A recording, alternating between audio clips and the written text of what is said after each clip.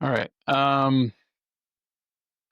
I think this one will be pretty straightforward, but um, this is very off the cuff. But yeah.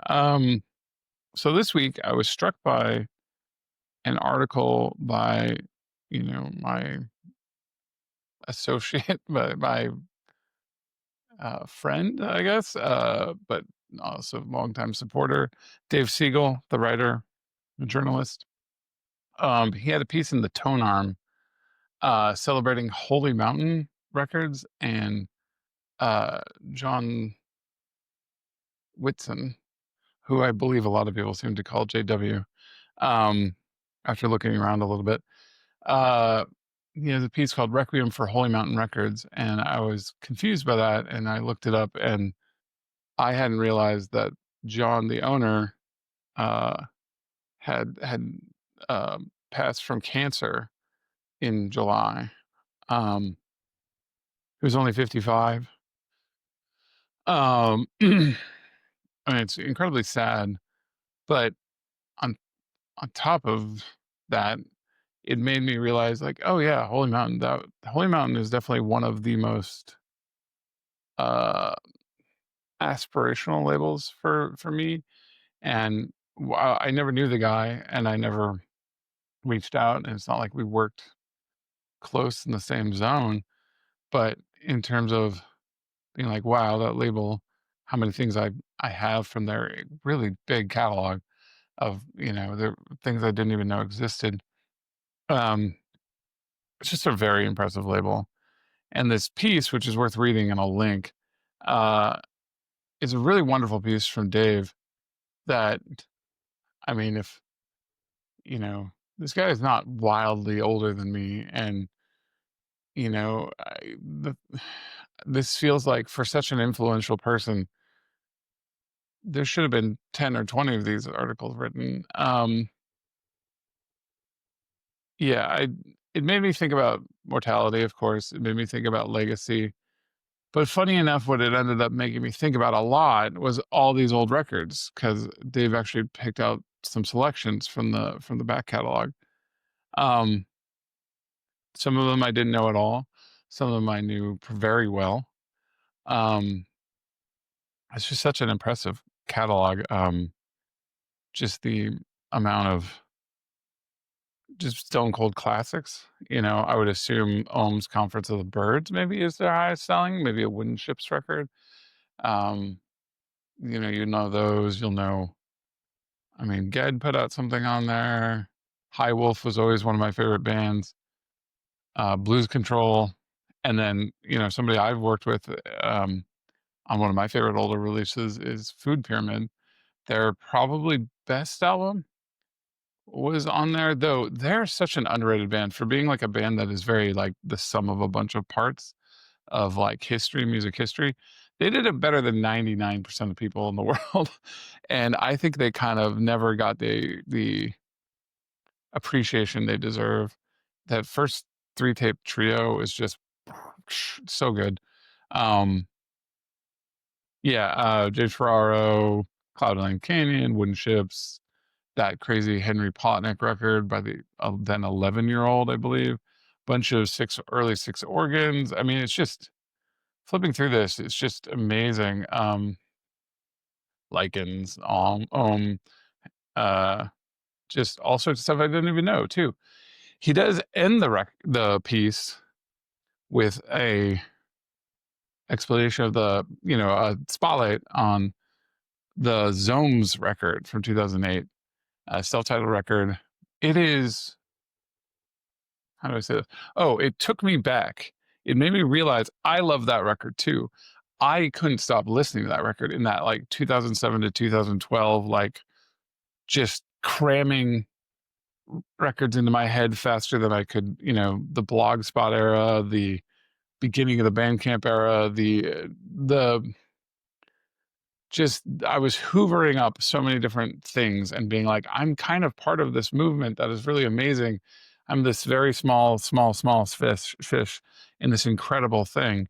Um, and multiple things, like the turn towards, since the turn towards techno, all these waves of that era.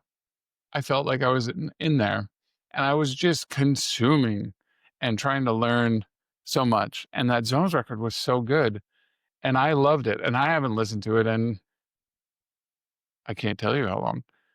Um, and it made me reflect. Well, so also, I was flipping through some stuff, and somebody on one of the dumb shorts, TikTok or something. I was glad that I was starting to get music content more, but one of them was talking about regional music, talking about Seattle music, and listed 5 bands that sounded really great. And I had no, I had no concept of who these bands were, and that's to be expected. I've been pretty out of it in terms of local stuff. I've been very narrow, but those two pieces together made me realize my listening habits are reducing and reducing and reducing. The aperture of my listening has been reducing over time. And I think I'm in my early 40s. I think I have a dad. I'm tired. I don't think that's wild for my age or my whatever, but I've always been proud of kind of knowing what's going on. And also for, kind of relevant to the stuff we talk about here, like letting records have a long life and being like, oh, I love this little hidden gem, or I loved that record, that one Emeralds tape, in the era when they would put out 40 tapes a year. There was the one that I loved and I'd go back to it a lot, or whatever it was. And this realization that there's so much stuff I just stopped listening to. And I realized a lot of my when that happened, there were sort of some ways I managed my catalog, my personal collection would be the word, has changed a lot. And it creates kind of a cycle of narrowing of my listening. And for sure, discovery is very different than it used to be. How you discover new bands, and for somebody who is not actively hunting, I use year-end lists by people I trust and things like that. But I go to the couple places I might go to press-wise, but the signal to noise is really weird, and uh, yeah, there's just so many hours in the day that I can be listening to music, and so I'm trying to change that. And I started going through my old very personal side of my catalog, and just meaning like things that maybe only are uploaded to my server and things like that aren't on a streaming service or even on Bandcamp, and kind of listening to it on random, and being like every 5 seconds being like, oh yeah, this record, I love this record. um and it made me really sad, to be honest, like really sad, um that either my habits or the world is doing something wrong to me, to my it's I guess that's a weird statement, but it felt unfair. um so I want to change that. And sort of, there was something about this being mixed with the passing of this guy who made this incredible label, a label worth looking up to. Um, and then also my own sort of, I'm sure this is some middle age freak out, but like the passing of time and kind of being stressed all the time, and realizing, oh, I'm just not going back and enjoying things. And I'm always worried about the next thing. Uh, I don't know. I did want to just tell you to go read this piece and go enjoy Holy Mountain Records, because um, it sucks that we're like in this era of like we've lost a lot of important people to whatever the thing is I think I was a part of and am a part of, from Norm to Garrick to many folks I'm not even remembering. Um, and it sucks. It sucks a lot. And I feel for the people who knew him well. Um, and yeah, I mean, self-servingly, like, it's a bummer to think about somebody being that impactful to me and to other people, and it kind of being this footnote right now. It feels like it's a footnote, um, when it really should be celebrated. So, I don't know. I don't know much other to say than go celebrate this catalog. I did just notice that on Saturday the 20th, which will be tomorrow, there's a celebration of life from 3 to 11 at Turn in Portland. So if you can make that, I think it would be, if you're somebody who is a fan or knew him, make sure, I hope you've heard about that. I don't know, this is a weird one, but it hit me really hard, and it had this double whammy of like, oh, I'm not participating in my own collection the way I want to be. I'm not celebrating records that I love. There's no space for that anymore. And I think this fits into some of the stuff we've been talking about on this newsletter around the life cycle of an album. And how like the demands of focus really just let things fall away. And there's a few records you can hold on to, especially if they're very easy to put on, I think. But there's a lot of stuff I've lost.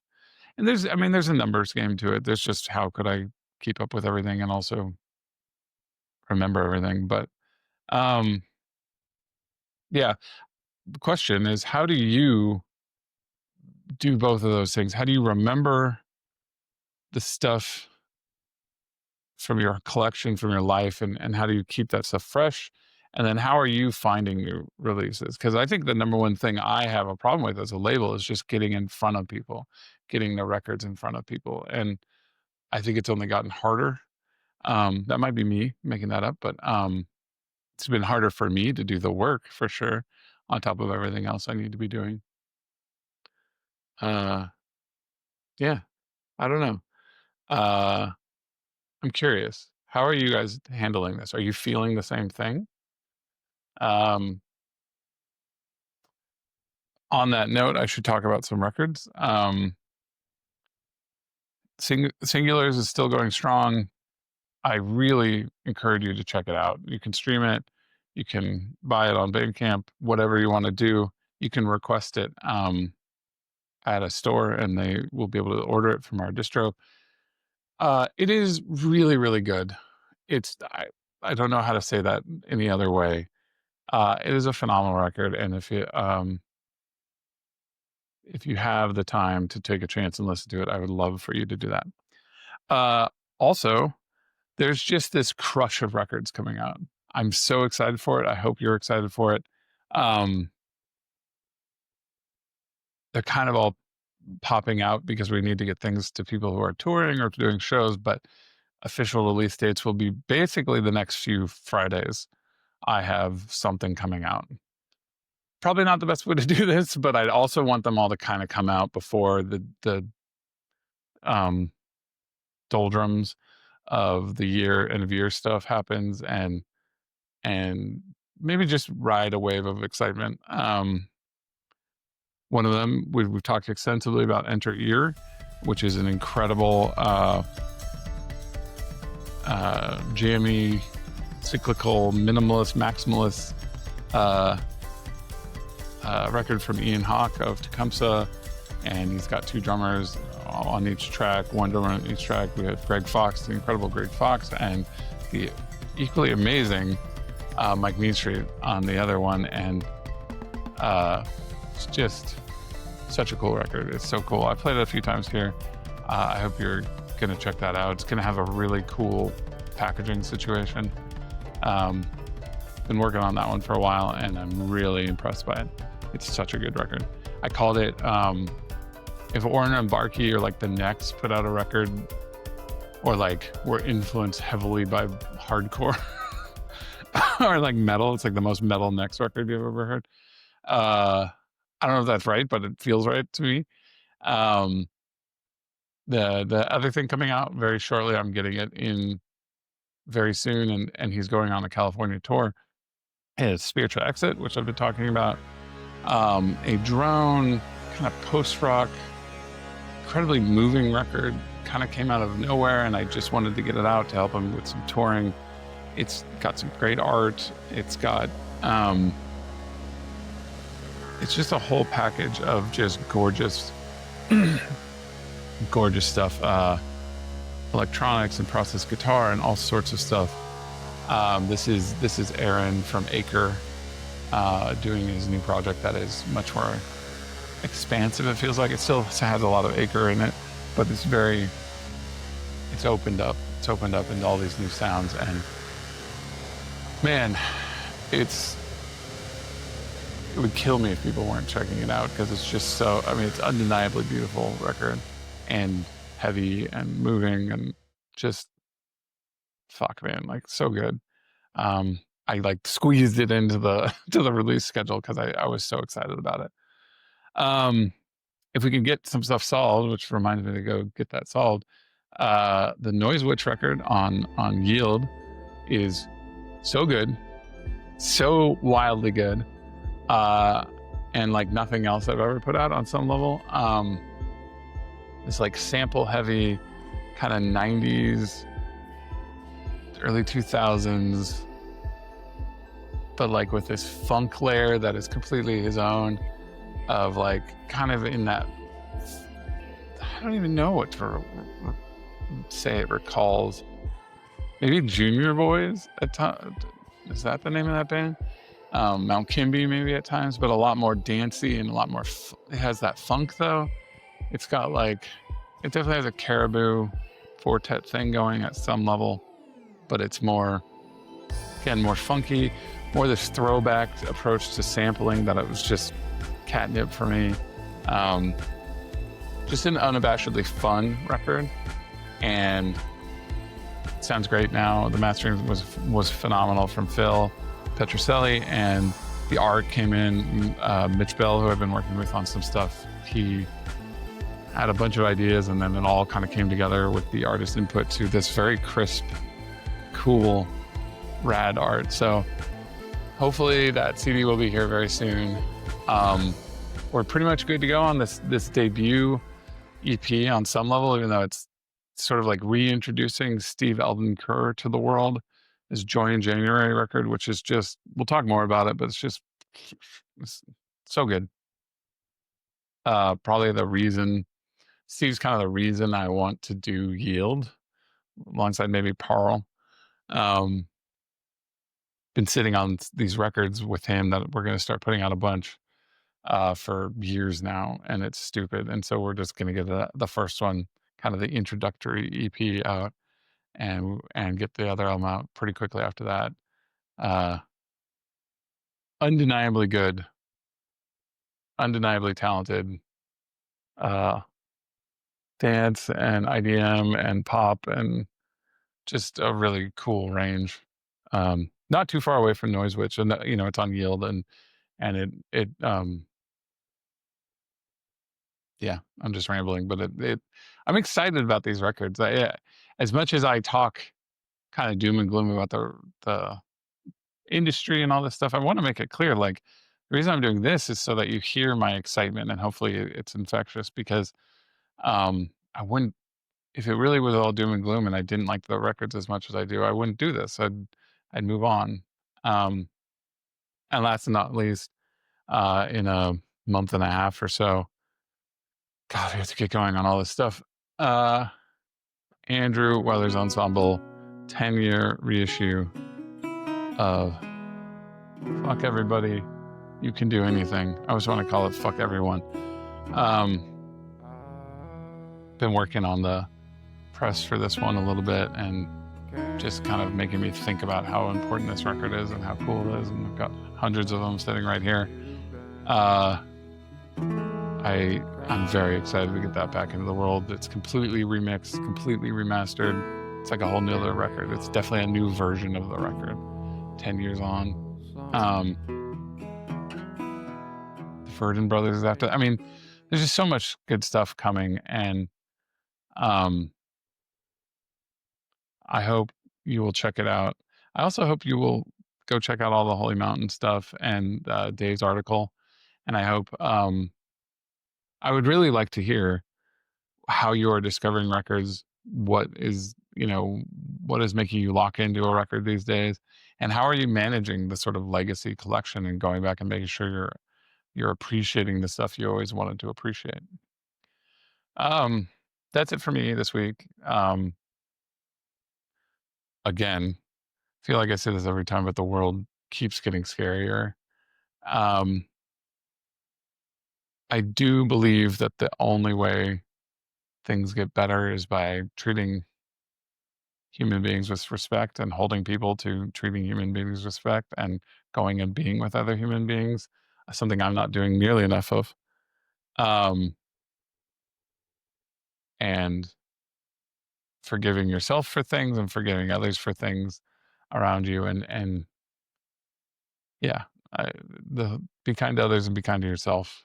And I will see you next week. What am I playing? What am I playing? Some more Spiritual Exit for sure. Yeah, let's do that. Spiritual Exit, something for the record coming out this month. Later.